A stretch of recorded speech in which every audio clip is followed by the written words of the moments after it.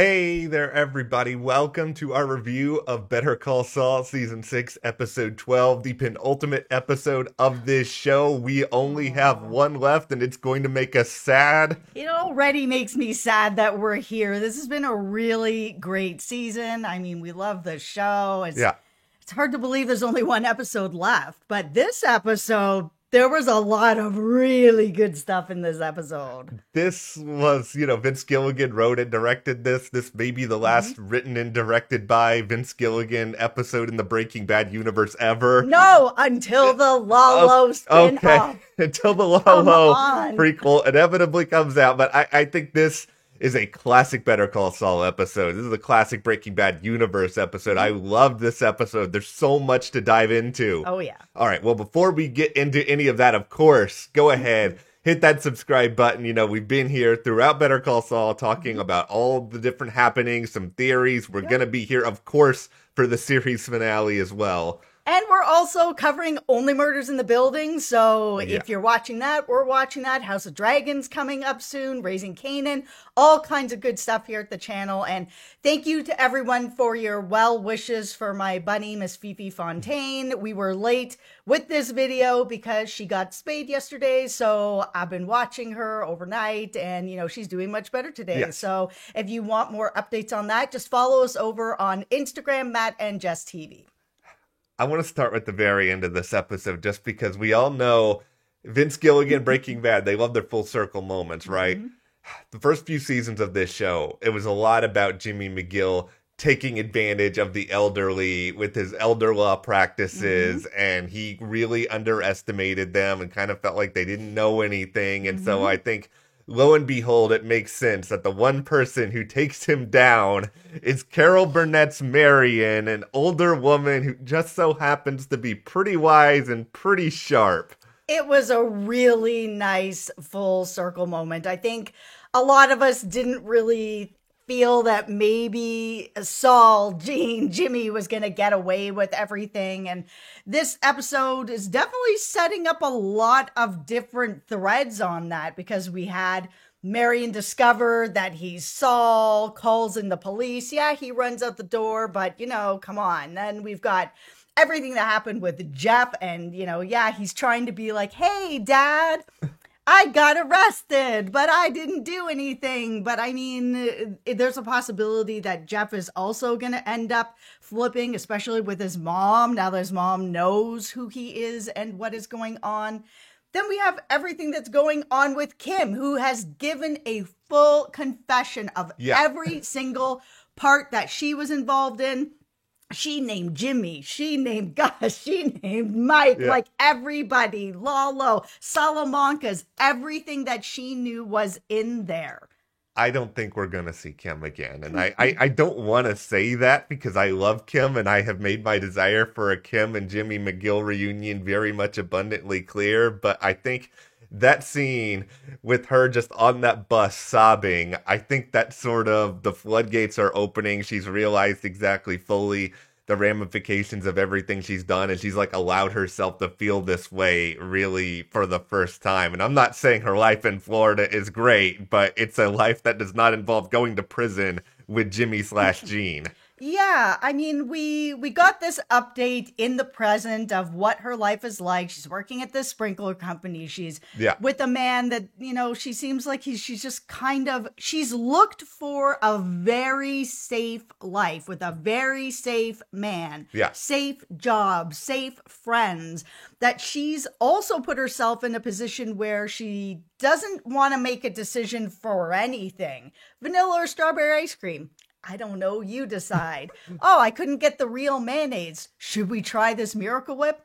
I don't know, you decide. Like, she is really does not want to make any decisions about anything. She doesn't feel okay about anything that happened. And she's put herself in a spot where she is just going through the motions of making sure that she doesn't make any decisions that could make anybody, upset or dead. It feels a lot like she is just chosen the most like nondescript life possible. Like she's even changed like the way she speaks to a certain extent. She's just like deliberately trying to make sure no one ever Googles the words, or I guess asks Jeeves about, Kim Wexler, and they find out anything about her history. She is just trying to ultimately blend into the background. Yeah, she is. And then in comes Jean's call where, I think that this really obviously was the catalyst for Kim deciding that she's not going to be able to continue living this life that she's been living. I think she probably would have just been able to continue on, till the end of her life, just living this type of life. She wasn't, ecstatically happy, but she wasn't unhappy. She was just like existing kind of thing. But once that call came in and he was like, yeah, Gus is dead, Mike is dead, Lalo's very likely dead, like everyone that could kind of pin something on us is gone, and him sort of pushing this idea where she was like, you should turn yourself in. Oh, I should turn myself in. You should turn yourself in. And that sort of moment where she was like, you could see them just like the wheels turning, where she's like, okay, anyone that could come after me from like the cartel or any of these problems, they're all gone. And maybe this is the time to just turn myself in, because guilt. Yeah. But also Jimmy showing up after all these years and kind of being like, hey, I'm the only other person out there that knows anything about you, so I could just keep showing up over and over and over again for your whole life. I think that was the biggest catalyst where she was like, oh, I can't have Jimmy just showing up whenever, have this hanging over me all this time. Like, I just think she was like, no. Yeah, and I think this is all sort of a reminder that while Jimmy and Kim loved each other once upon a time, they've also made very different decisions, gone down very different paths, and I think it's led to Kim sort of recognizing what it is that she needs, and she does not want to continue to have anything hanging over her head. And I think it's also just got to be really rough. We saw like that scene, way back when Jimmy was full Saul with Kim, and he was just like terrible to her, and like their final encounter together, that is not a good lasting memory that she has had for so many years. Yeah, and I think it was a really important scene because, we've all watched Breaking Bad. Kim's not mentioned in Breaking Bad at all, and we've all been kind of like, well, where is she? Yeah. What's she doing? Like, is she even in this timeline? Does she ever even see Saul? And now we know she does see Saul, but the way that he treated her, where he was kind of like, have a nice life, I don't know you anymore, it really was sort of the tie that I think was needed for all of us, or at least me, to be like, okay, that's why he never mentions her. He's really hurt. Obviously, he has to sit across from her, sign divorce papers. Anyone who's gone through that, how hard it is. And the way that he's dealing with it is basically, have a nice life, don't call me, I'll never call you, kind of thing. So now it really makes sense in Breaking Bad why he never mentioned her. And this all leads to, I think, the moment of fan service that all of us dreamed about in our heads. And I don't care if this is moved forward to plot or not. I really don't. I loved every second of Aaron Paul and Ray Seahorn in a scene together. I was just like, oh my gosh, it's happening. I can't believe it's happening. No, it was great. And I mean, this is the sort of complicated position that the show is in. They can't really give anything with a Jesse or a Walt or anything that really sort of either alters the Breaking Bad universe in a way that makes that show kind of crumble a little bit or put a hole in it.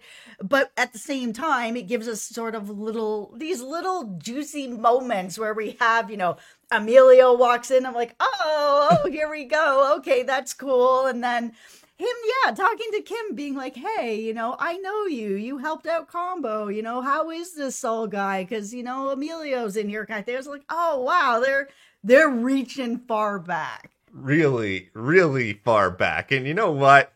I don't care about any of you critics out there. It's like Aaron Paul's too old to play younger Jesse. I don't care. It is just cool to see him back as Jesse Pinkman again. No. Okay, listen. Okay, it is very cool to have him back. I really enjoyed having him back. But yes, we can't all just put on blinders and be like 40-year-old Aaron Paul looks and acts like he's still 17 years old. He doesn't. But guess what? It's TV. Yeah. We're all going to sort of give a little bit of slack here. You know, we saw in El Camino, we saw Todd come back. He doesn't look the same. Jesse Plemons looks different, and everyone, you know, said sort of the same thing, but it was just like, man, let's just all suspend a little bit of disbelief to have this really interesting, fun, kind of back and forth moment. I don't care that he looks 40. I don't care.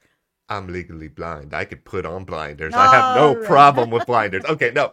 Big picture prediction here for Jimmy/Gene in the present day. He's obviously going to try to get out of this situation. I mean, he's already tried to contact Ed the Disappearer before. It's going to happen again. I just think we're getting set up here for a situation where he's going to figure out there's no escaping this time around. He can't do the same thing that he did before, and I think it's all leading to an arrest. He can only run for so long. Yeah, I think we're looking at an arrest. I think that's sort of going to be the end of it, and that full circle moment of like, hey, you call Saul if you want to get out of jail. Now Saul's in jail, kind of thing. Like I said, Kim has given her confession about everything that happened, and then we got Marion, and I'm sure she's going to be like, Jeff, you in trouble, and you know we're in even bigger trouble because this is actually Saul. Where then Jeff will be like, I know,